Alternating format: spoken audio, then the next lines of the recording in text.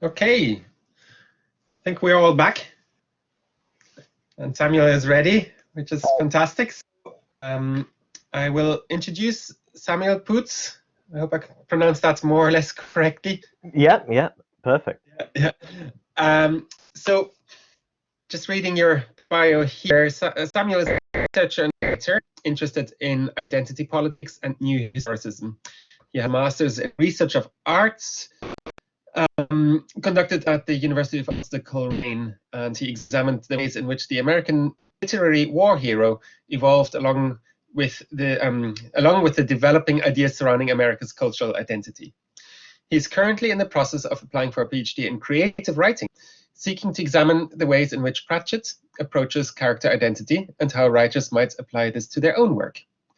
His fiction writing has been published by Daily Science Fiction and won Crackson Magazine's Short Story of the Year Award for 2018. He is a recipient of the Support for Individual Artists Award from the Arts Council of Northern Ireland. And he will talk to us today about, where is my gun? Bad faith and the crab buckets. So over to you, Samuel. Okay, well, first, before I go further, I just wanted to say unfortunately, when I came time to print my notes out, unfortunately, I found my printer is broken. So if I stumble a bit today, it's because I'm trying to decipher my own handwriting. So, yeah. The purpose of my presentation is to lead on from a previous essay by J. Keeping, who took an existentialist look at the Hogfather. To both show how existentialism is a useful lens for Pratchett, and to show how Pratchett fully engages with these ideas. Now, in Keeping's essay titled Hogfather and the Existentialism of Søren Kierkegaard, he takes a phenomenological look at Hogfather, looking at the idea in existentialism of how we imbue existence with its meaning rather than existence imbuing us with ours. Death's famous line at the end saying that we should grind the universe down to its components and show him one bit of justice. Now, for this presentation, I'm going to be taking a look at another aspect of bad faith, the ways bad faith of existentialism. Sartre's ideas about bad faith and the ways in which Pratchett both expands upon this idea and points to some of what might be considered its failings.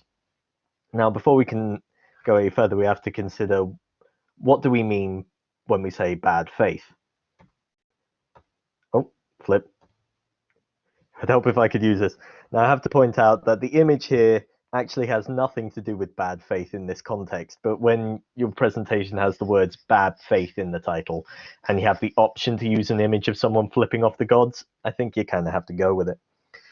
So in existentialism, bad faith is the act of denying our freedom by lying to ourselves about it. Sartre's classic example is that of a waiter who defines themselves as only a waiter. They have no choice but to be a waiter, rather than it just being a role that they can divest themselves of at any point. In any situation in existentialism, there is always a choice, and to state that we have no choice is to be in bad faith. Discworld characters often seem to start off their journeys in bad faith, both the protagonists and the villains. This is noted by Jacob M. Held in their essay on gender on the Discworld in relation to the character D in Fifth Elephant, who constantly affirms a previous form of gender identity because they themselves appear to be inauthentic in their own. Now, for the best examples of bad faith, we can turn to Unseen Academicals. All the protagonists in Unseen Academicals can be described as being in some form of bad faith. The most obvious example of this is Mr. Nutt, who tells himself and everyone else that he is a goblin, all the while denying to himself that he is an orc. And it is key that he does actually know the truth, and he has known the whole time. He's just buried this from himself. And for a person to be in bad faith, they have to be actively lying to themselves. Trev Likely is another good example. He constantly states throughout the book that he can't play football because he promised his old mum. This is not true. He could break that promise at any point, and in fact does at the end of the novel. But more than that, throughout the course of the novel, we see him kicking around an old tin can, which even Ponder Stibben seems to note as being at the heart and soul of football. So what we essentially have is someone saying, I can't play football while playing football. Both of these are later confronted with their own self-deceptions and experience what Sartre and Heidegger might call anguish, but which Pratchett in Going Postal calls, and say this with me, eventually, von alles Volkemonon verstandlich das Daskeit. I have practiced that line more than any part of this presentation. So, but it's actually with the character Glenda that we see Pratchett really expand upon the idea of bad faith. For Glenda, her bad faith arises from her firmly held class identity. She doesn't want to go to the fashion show at Shatter, it sounds better in Dwarfish, because people from the Dolly Sisters don't go to those sort of things. To which her friend Juliet very sensibly states, it doesn't say that in the paper. However, Glenda differs from the other characters because she doesn't keep her bad faith to herself. Instead, she projects it onto those around her, most specifically Juliet. Sorry. With this, we see Pratchett's idea of the crab bucket. Now, again, I have to point out that the image actually has nothing to do with the crab bucket. This is from an article about when Sartre attempted to use a hallucinogenic drug and started seeing crab things everywhere. Coincidence? I think so.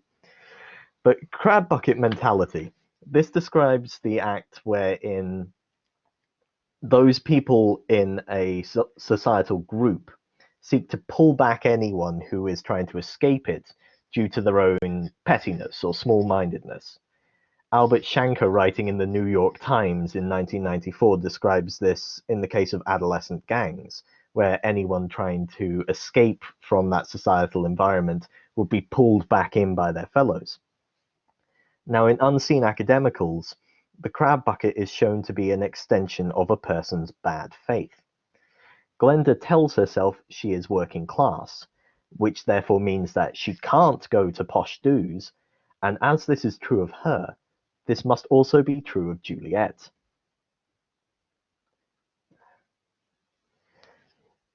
Now, in this, Pratchett appears to be fulfilling a part of existentialist thinking that it is a communal philosophy, not restricted to the self. In Existentialism and Humanism, Sartre states that it is communal because we would see our will expand to encompass all. We make a model for ourselves and our view of what should be. This is very true of Glenda, who is kindness and service herself, especially to those within her own social circle, right up to the extent that she views it as her duty to confront Vetinari, the tyrant of the city, when she thinks that he might be taking away the freedom of choice of her fellows. However, it's not restricted to her moral conceptions, but also her self-deceptions. Just as Glenda makes a model of herself for Juliet, she also pushes her bad faith onto her. Juliet then internalizes this and enters into a state of bad faith, saying of her time as a model, "Oh, it was fun and that, but it's for knobby girls, not me. It's all glitter, nothing you can hold. But a pie's a pie, right? Solid." Now, it's important to note that this is not just a case of someone seeking to take another's freedom into themselves, something Sartre does address, but it is that subject actively entering into a state of bad faith based upon their peers. Through showing that crab bucket mentality is both a combination of the individual bad faith tied with class identity, Pratchett seems to be expanding this existentialist concept by combining it with the Marxist idea of cultural hegemony. In cultural hegemony, members of a society believe the ruling structure is the way it must be. Antonio Gramsci writes that in order to break free of this, the proletariat must first recognize that it is illusory. And we see Glenda, this does happen to Glenda, whenever she enters into a state that she previously would have thought she does not belong in. She reminds herself she has that there is no hammer about to hit her over the head. And through this, she starts to escape from her own bad faith, and later leads Juliet to escape from hers. Now, I could speak on Pratchett's attitudes towards class identity all day, especially if we got onto Vimes, but for now I'm going to look at the other side of the coin of Pratchett's treatment of bad faith, its inherent failings. Now, for bad faith to be true, we must accept that a person is truly free. But what if that freedom is something of a fallacy?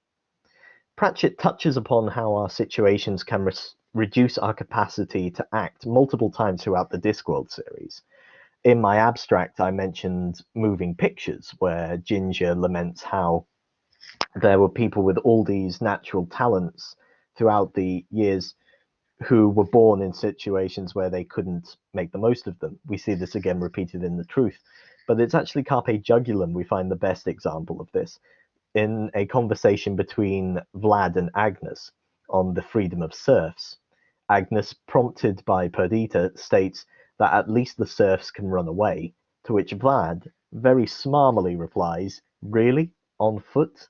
With a family? And no money?" Mostly, they never even try. Now, for the best exploration of this and freedom in general, we turn to Going Postal. Now, I'll admit I have gone back and forward on my ideas of this book. Half the time I've been thinking that it is a very existentialist novel, with Moist becoming a hero in the Camus tradition.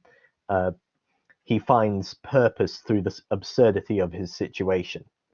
The other half, it is a damning criticism of those who say we're free even while they are holding us down. And what I think it boils down to for me is the idea of the prospect of freedom. Now, to look at this, we take the example from near the beginning of the book, where Moist is presented with the choice between either government service or a bottomless pit. In the current day and age, I think most of us would ask to give the pit a second look.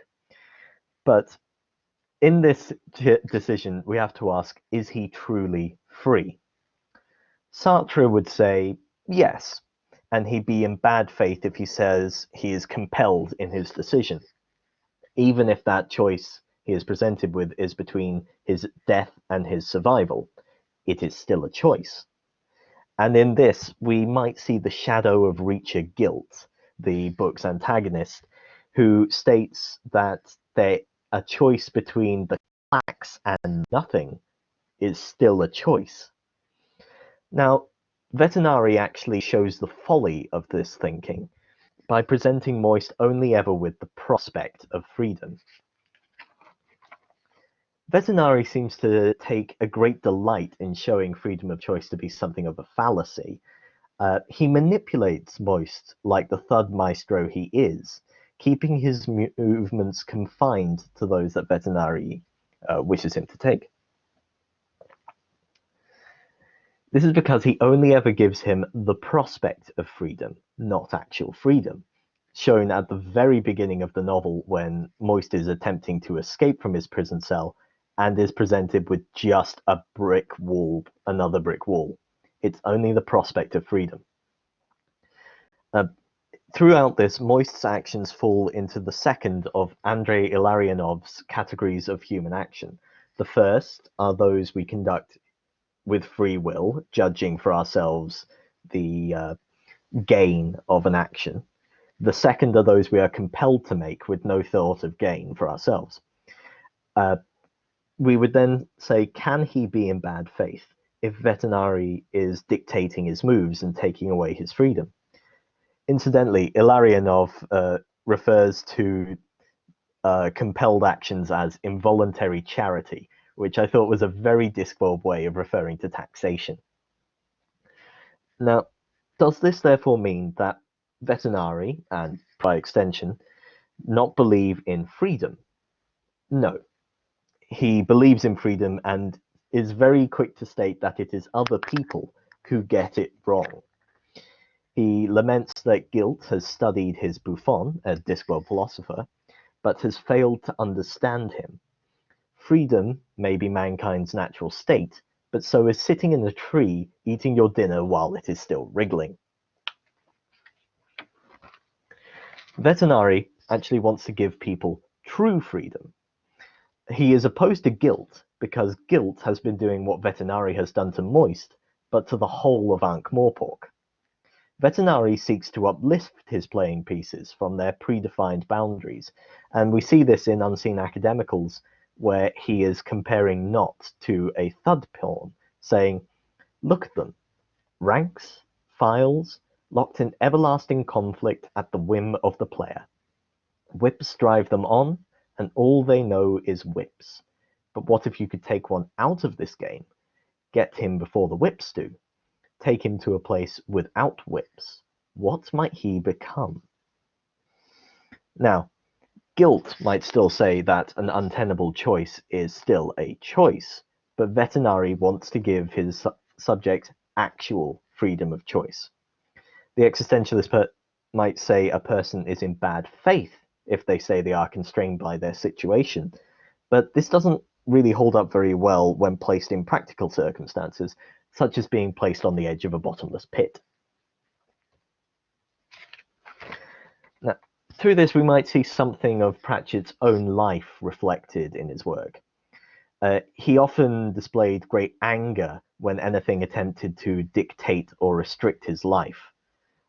In Mark Burrows' recent biography, The Magic of Terry Pratchett, he describes Pratchett's frustration when he is placed among the goats as a child, and later in his speech, Shaking Hands with Death, we hear his anger and frustration at having his ability to choose how he could end his own life restricted by the government. And we also see in his focus on allowing people true freedom of choice, something of his libertarian values, as noted by Kevin Guilfoy. In good libertarian fashion, when liberties are restricted, it is not to save people from the suffering of their own actions, and it is not to help people who should be helping themselves. Vetinari acts to give his citizens, and eventually Moist, the opportunity to make free decisions, and ironically enter into true freedom of faith if they wish. It's not because they don't have a choice, but because they don't wish to consider the consequences of an action if they are entering into bad faith. It can actually be argued that Moist does enter into a position of bad faith at the start of making money, where he is obviously bored and dissatisfied with his life now, but is reluctant to let go of his comfortable position as postmaster. Where does this then leave us? Well, first we see that examining Pratchett's themes through just one novel is a bit like that old analogy of asking three blind men to describe an elephant by touching different parts of the body. One might be holding onto the tail and say the elephant is like a rope. One might be holding onto the trunk and say an elephant is like a snake. While the one who is standing by the feet, by this point, since the elephant is getting poked and prodded by both ends, is likely to say, ouch. A stance that Pratchett takes in one book might be very different to that which he takes in another. And this is definitely the case in Bad Faith and Existentialism. Going Postal points to the unsavory ways in which we might declare a person to be free even while they are coerced by their circumstances. But Unseen Academicals shows us how we might deceive ourselves and how this presents a danger not just for ourselves and our personal growth, but for those around us. Now, in this we see that Pratchett doesn't just use the Discworld as a mirror, despite that famous opening line. He explores what the ideas he he puts into his novels mean, and actively engages with them. Ultimately, though, he seeks to bring those ideas down from the contemplative plane, a criticism which Sartre acknowledges is often leveled at existentialism, and tries to see how they impact us in our daily lives. Throughout this, he is taking the position of drumknot. While we might be pontificating upon the nature of freedom, he is there to stand at our shoulder and remind us that what the world really needs is filing cabinets that are a bit less flimsy. Thank you very much, and just here's a rather jumbled list of some of my text. I'll leave it on that one. Excellent. Thank you so much, Samuel. Thank you. I feel I learned a lot, which isn't saying maybe much for my depth of understanding of philosophy, but over to the audience and questions. I've got this so I can look up the answers. I've got the quiz book.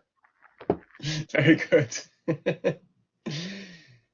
So we had one question early on, sort of question about internals of the novels. Would you say Mr. Bent in Making Money is in bad faith?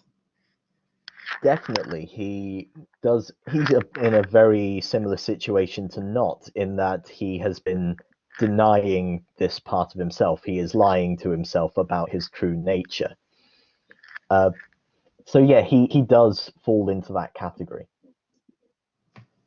Very good, thank you. Now, there's one question here, and there were some comments around this as well about Glass, and you did mention you can talk forever about Glass and Pratchett, so I'll put one to you about this, particular English flavor of Glass. So I'll just read the question to you. Do you think that unseen academicals and the crab bucket idea is the product of Pratchett's English background? Social class, but not something that's the contributor acutely aware of while growing up. Yeah, I would say his specific portrayal of it is very tied in with his ideas of Britishness and British working class identity. We see that a lot in pretty much all of the Ankh-Morpork novels. However, the idea of the crab bucket definitely is not. Anyone who knows me is going to immediately roll their eyes when I say this, but I lived in Japan for 2 years, and there was an idea there about the nail that stands up the tallest gets hammered down the hardest, was the way it was often described to me. So you do see crab bucket mentalities in all cultures, I think. Yeah, definitely. Another character question: do you think Vimes is in bad faith with his inherent refusal to accept his changed status? Now this is novels. Yeah. Now this is one I actually I had a point that I took in and out of my presentation when I was doing it. I honestly don't know half the time. He does seem to accept that state that he has been elevated, but he accepts it very grudgingly. I was almost thinking that he seems to bring his crab bucket up with him, because he still does view himself defined by his class upbringing. I don't know if I can say he's in bad faith. Those times when he actively seems to recognize it and switch it, like when he's saying he can't arrest Vetinari, and then does so in Jingo. But yeah, I honestly don't know. Yeah, honest answer. Another specific question: would you say that the scene in Feet of Clay, where Dorfel has his existential moment, is a distillation of Pratchett's view on the movement between bad faith and understanding true freedom? You know, I hadn't even considered that. That is actually a brilliant observation. Yes, that is definitely something like that. Yes, you have the moments where you previously had the very comfortable position of bad faith, where you were saying you have no choice. This is how I must be, and then you have freedom in all its terrible, in all its terrible consequences open up before you. So yes, Dorful is probably the most existentialist figure in the Discworld series. Interesting. And I wish I'd remembered that when I wrote this presentation, because that's brilliant. Yeah, you can add it to the next iteration. Another comment here is that existentialist philosophers, for example, Schopenhauer, have a nihilistic conception of humor as a way to undermine all limited worldviews. So do you think Pratchett's humor is similarly anarchic? Yeah, I haven't read The Philosopher in Question, I have to admit, but now when you bring that up, I think definitely he uses his humor brilliantly as a way to undermine any philosophical concept he's talking about. That example of Drum Knot is my personal favorite moment, where he often has lengthy discussions of a philosophy or an ideal or something, and then someone will just tear the whole thing down with a sentence by bringing it back down to earth. So yeah, he definitely has an anarchic use of humor. Yeah, that makes sense to me. Let me see here. A comment about C.S. Lewis. Didn't he have something about some wheat stalks that make themselves small if they stick out of the field? So this was your Japanese saying. Yeah. Right. Let me see. Are there more questions? There's certainly lots of food for thought.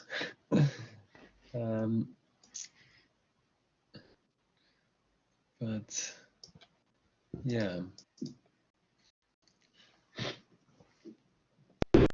Can I ask you then,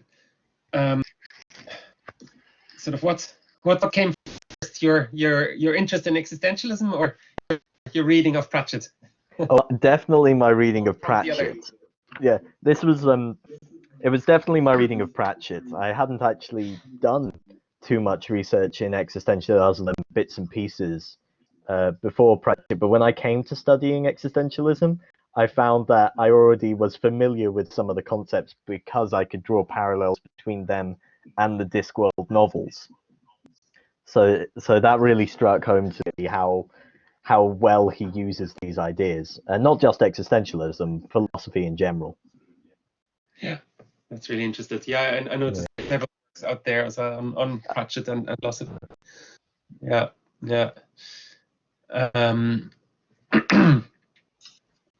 Okay, and here then is the really good question. How do you respond to people who dismiss Pratchett as not that deep or merely comedy fantasy?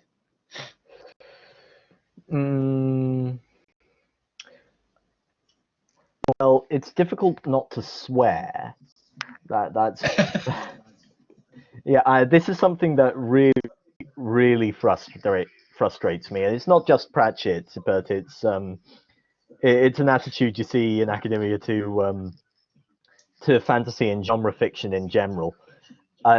If you remember, there was that infamous Guardian thought piece shortly after Pratchett's death, where the writer, I think the title was "Get Real, Pratchett is Not Real Literature" or something. And there was actually a follow-up article to that where the writer went away and read Small Gods because of just the response he got to it. And the follow-up was basically, okay. It was this very begrudging recognition that and then like the last half of it was just, but I still prefer realistic, which is fine. You're allowed to enjoy what you enjoy, but don't just dismiss it out of hand. It's there's a line Pratchett used about how fantasy is an exercise bike for the mind, It might not take you anywhere, but it tones up the muscles that will take you places. And you definitely see that in how earlier when Claudia was talking about how Discworld fans will often share quotes and some of the wisdom as life lessons. Yeah. And someone says, yeah, I'm not sure if in tongue in cheek, but that Small Gods is required reading in religion classes. I should say it should be. Right, there you go. Are there other philosophical concepts that you noticed that are kind of developed quite well in the Pratchett opus? Well, as I touched upon there, Marxism crops up quite a bit, especially with the character of Vimes. You see Marxism a lot. I didn't have a time to really delve into it, but Pratchett's political standing is very colored by libertarianism. There is that essay that's already been written, whose name I've suddenly forgotten. Well, yeah, there's already an essay pointing out his libertarian leanings, which, while I hesitate to call him a libertarian, but he did have some libertarian thinking in a lot of his novels. Aside from that, the overriding one is definitely humanism overall, and Sartre had that famous speech, Existentialism and Humanism, where he did differentiate the two. It's been a while since I read it, but he made a point about how a humanist, upon seeing a jet plane, would try and claim some part of the credit, almost, for them as being part of the species that created that wonderful contraption. Whereas Pratchett would go, I think would definitely say, "Are you kidding? Of course, that's amazing. We as humans did that. Have you looked at a street lamp recently?" So yeah.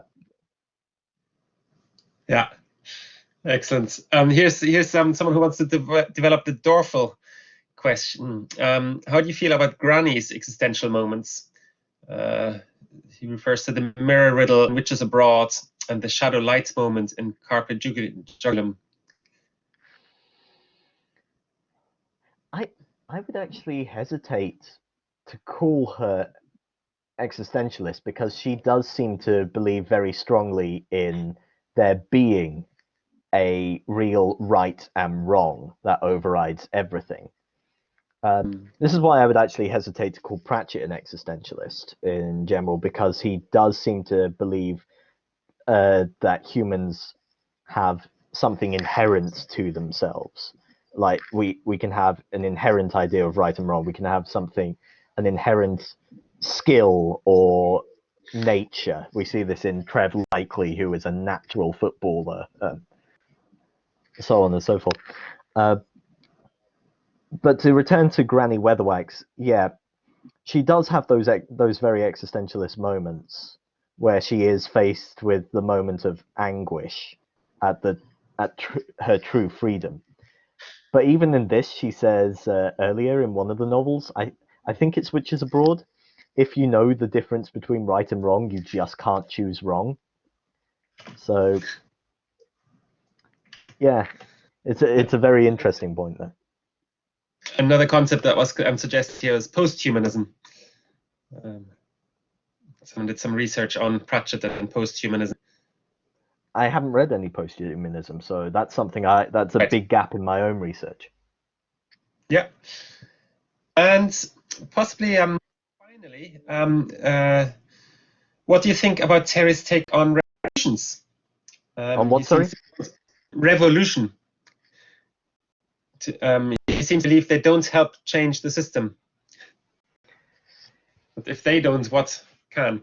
But yeah, that's Terry's Pratchett take on revolution. Yeah, there's that famous line of. Sorry, no. Over to you.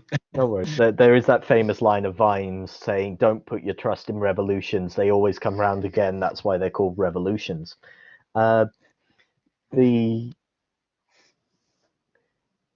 I think it's not so much the act of revolution he is cynical of. It's more the forces that would use that revolution. Night Watch is the best example of this, where we see Winder get the boot only to bring in Snapcase. Here comes the old boss, same as the new boss, and nothing changes. The true revolution, if you can call it that, in Night Watch is not actually a political upheaval. It's just Vimes trying to keep people safe, trying to prevent another massacre that was definitely inspired by the Peterloo massacre from real historical events. I think he's very cynical of the political power base behind it, rather than the people. But this is probably where my own fanboy nature is trying to creep in, because I really want to agree with Pratchett. Everything in me is like, he is the wise one, I must agree, but I don't really. So yeah, I would say he overwhelmingly had a cynical view of revolution and any sort of social upheaval. Very good, thank you. We might leave it here with your words that, Terry is the wise one, we must agree. I know you didn't leave it there, but yeah. I don't agree with him on a lot of points, but he was the wise one. And yeah, also the point that I think was you made earlier, not to forget, of course, that what Terry Pratchett has produced mostly are works of fiction, and they have their own universe and laws and imperative to tell an interesting story. So we have a few minutes before the next speaker. If it's okay with everybody, we might actually stick to the timelines and just take another 5-minute. And thank you very much, Samuel. Thank you. Thanks.